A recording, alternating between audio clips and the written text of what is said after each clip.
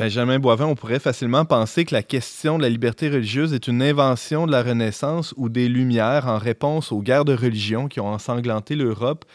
Euh, on pourrait aussi penser que l'Église a été contrainte de changer sa doctrine durant le Concile Vatican II pour s'ajuster un peu tard à cette invention des Lumières, là, des esprits plus éclairés. Mais quand on regarde de plus près, c'est plus complexe que ça. Oui, tout à fait. Mais évidemment, c'est ça, cette histoire-là de liberté religieuse, comment on comprend la dignité de la personne humaine et de sa conscience, là. Vraiment, le récit qu'on entend, la manière qu'on a aujourd'hui de comprendre les choses, c'est qu'il y a un immonde passé, celui du Moyen Âge, une époque d'obscurantisme où l'Église dominait les consciences, de laquelle on s'est sorti péniblement à travers la Renaissance, les Lumières et tout le tralala. Et puis maintenant, enfin, on est libre après avoir été prisonnier auparavant. Et puis, évidemment, si on comprend la liberté religieuse comme une licence, comme une espèce de permission de dire et de faire ce qu'on veut, de se comporter sur les questions finales, de disserter sur les questions finales de ce genre-là, d'à peu près n'importe quelle manière, sans aucune contrainte et non plus sans aucune perspective sur le bien commun, là, sans se poser la question du bien commun lorsqu'on parle de ces choses-là, il y a peut-être quelque chose de vrai là-dedans.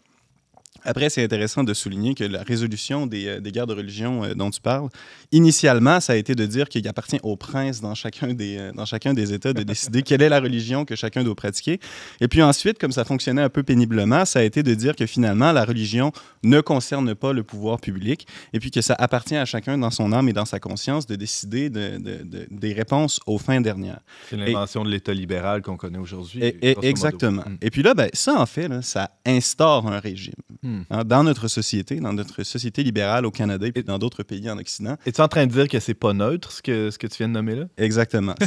Ça instaure un régime. Il y a une manière de penser qui est souhaitable, et cette manière de penser-là, c'est que ces questions-là, finalement, elles sont essentiellement individuelles. Elles appartiennent à chacune des personnes dans son foyer, peut-être même dans son cœur, dans les limites de sa propre personne, là, de réfléchir à ça, de se poser des questions, de faire une petite méditation par-ci, par-là. Mais c'est finalement pas une question qui concerne le bien commun, qui concerne l'homme en tant qu'être social. Est-ce qu'on a, c'est un peu la question que je posais en début d'émission, est-ce qu'on a une vraie liberté religieuse si la liberté religieuse est confinée à un espace tellement privé ou personnel? C'est une fausse liberté. C'est une liberté négative, finalement. Ce à quoi on s'attend, c'est le minimum, c'est-à-dire qu'on ne va pas venir chez nous et puis nous menacer de mort pour la religion qu'on pratique de manière privée.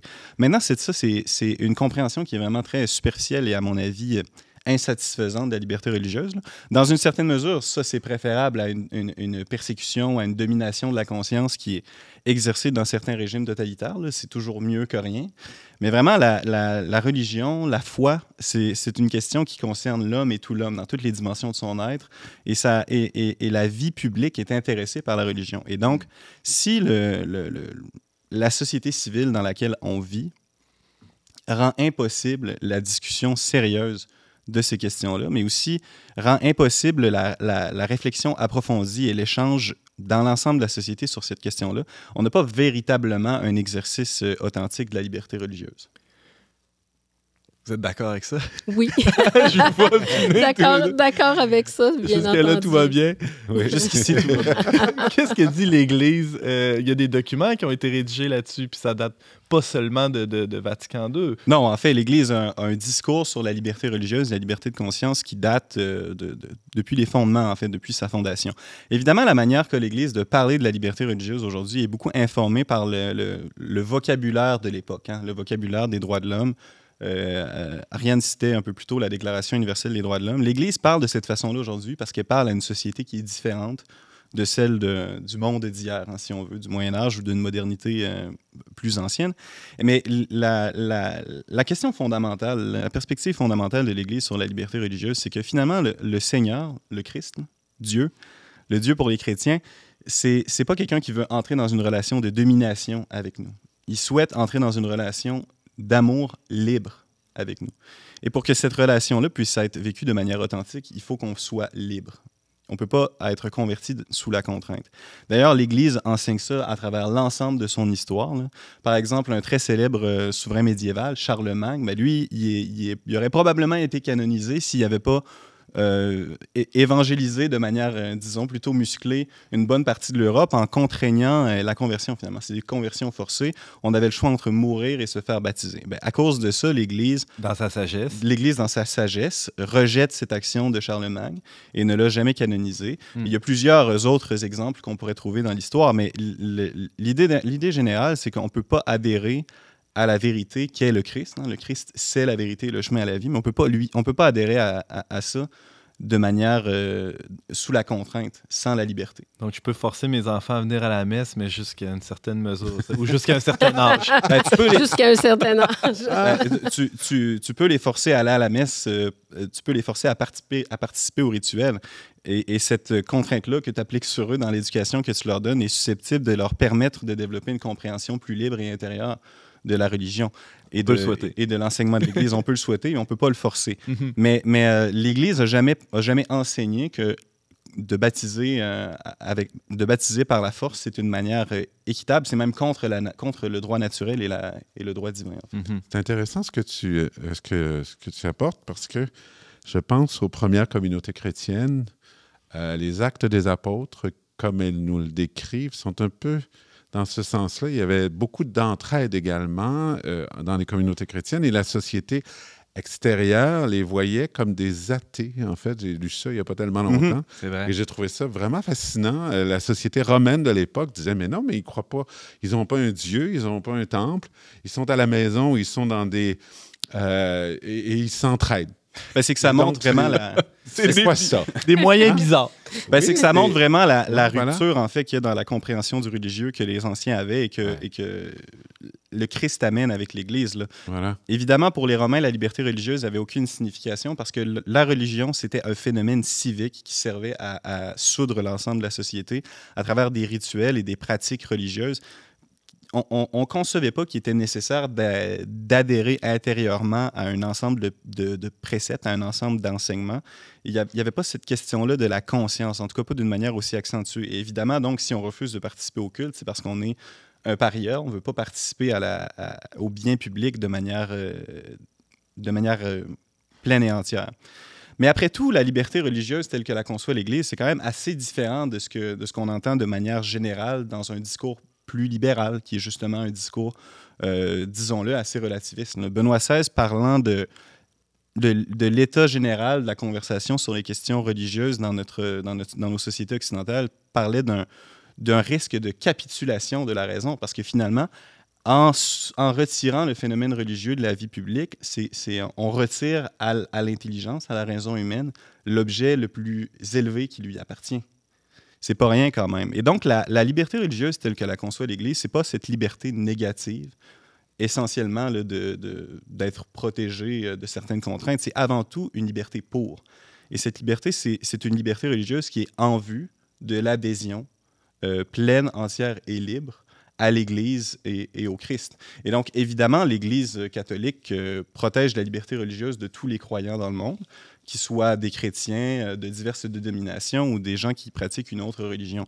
Mais il faut comprendre que même dans le Concile Vatican II, qui est souvent compris, comme tu l'as dit, comme un moment de rupture dans l'histoire de la doctrine, et notamment en ce qui a trait à la liberté religieuse, ça a vraiment été un enjeu qui a beaucoup divisé dans l'Église, qui a suscité des schismes, des divisions importantes. Beaucoup de catholiques qui sont encore fâchés de ces positions. Ah oui, il y a beaucoup de catholiques qui sont encore fâchés. Il y a aussi beaucoup de gens qui se sont retrouvés à être en dehors de l'Église en raison de cette position-là. Mais en fait, l'enseignement de l'Église, dans le contexte du Concile Vatican II, là, dans la déclaration Dignitatis Humanae, c'est un enseignement qui se situe dans la continuité. Et puis je pense que c'est quand même désirable qu'on prenne le temps de voir le texte là, pour comprendre à quel point c'est fondamentalement différent de ce qu'on est habitué de comprendre la liberté religieuse.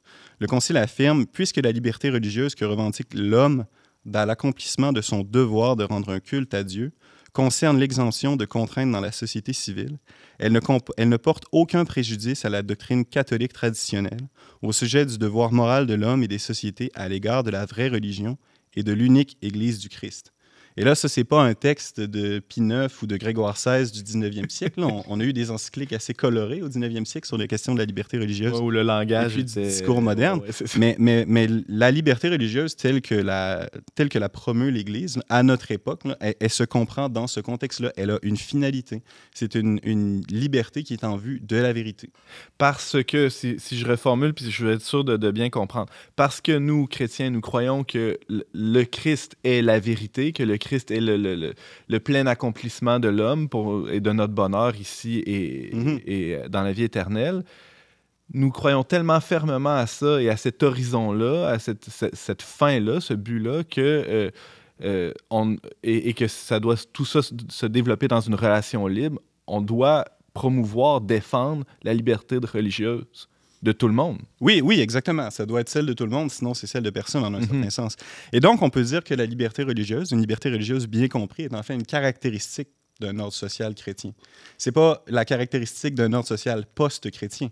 C'est vraiment la caractéristique d'un ordre social chrétien. Et la liberté religieuse, telle que l'expérimentent les baptisés dans l'Église, c'est parfois aussi... Ça mène parfois aussi à des situations où on doit accepter d'être corrigé. Et lorsqu'on est baptisé, lorsqu'on exerce, par exemple, un ministère dans l'Église, lorsqu'on enseigne, lorsqu'on est théologien, eh bien, l'Église, elle exerce quand même une autorité sur les croyants, sur les baptisés. Et donc, cette liberté religieuse-là, elle se vit différemment selon la relation qu'on entretient avec l'Église. Ouais. Et il s'agit de dire que le pouvoir temporel, et donc l'État, dans le genre de société qu'on a, lui ne doit pas s'ingérer dans nos croyances et dans l'expression publique de nos croyances. Mais ça ne veut pas dire que ces questions-là sont indifférentes et que la manière dont on parle et dont on vit ces questions-là, ça n'a pas d'importance. Et ça ne veut pas non plus dire que, finalement, il est désirable en soi que le Christ ne soit pas connu de tous ou que toutes les religions ont une même foi fondamentale qui est comme exprimée différemment. C'est pas ce que dit l'Église, c'est pas ce qu'ont dit les papes récents, là, de Paul VI jusqu'au pape François. Mais aussi, c'est un peu ce que tu dis, ça serait un peu bizarre, malvenu, qu'un évêque sermonne un hindou là, et le traite d'hérétique. Il va avoir un rapport différent avec quelqu'un qui adhère pas à l'Église catholique qu'avec, par exemple, un de ses prêtres qui se met à enseigner n'importe quoi. C'est le baptême qui nous ouvre la porte à tous les sacrements, qui est également... qui implique également certaines obligations, certains devoirs à l'intérieur de l'Église. Wow, c'était fascinant. Avez-vous appris des affaires? Moi, j'en ai appris plein. Sûrement que vous connaissez déjà tout ça. Mais... C'est une réflexion très intéressante. Wow. En tout cas, ça a le mérite de nous faire réfléchir sur cette liberté qui est vraiment essentielle. Et je pense que l'article 18, il y a beaucoup de chrétiens qui ont participé à son élaboration. Si vous regardez la liste des gens... Dans la Déclaration des droits de l'homme. Oui. Il ne faut pas oublier ça non plus. En fait, c'est l'œuvre en bonne partie de chrétiens là, qui essayaient de penser un monde démocratique là, à la suite de la Deuxième Guerre mondiale, mais qui pouvait être vécu de manière chrétienne. Oui. Merci beaucoup, Benjamin. Ça fait plaisir.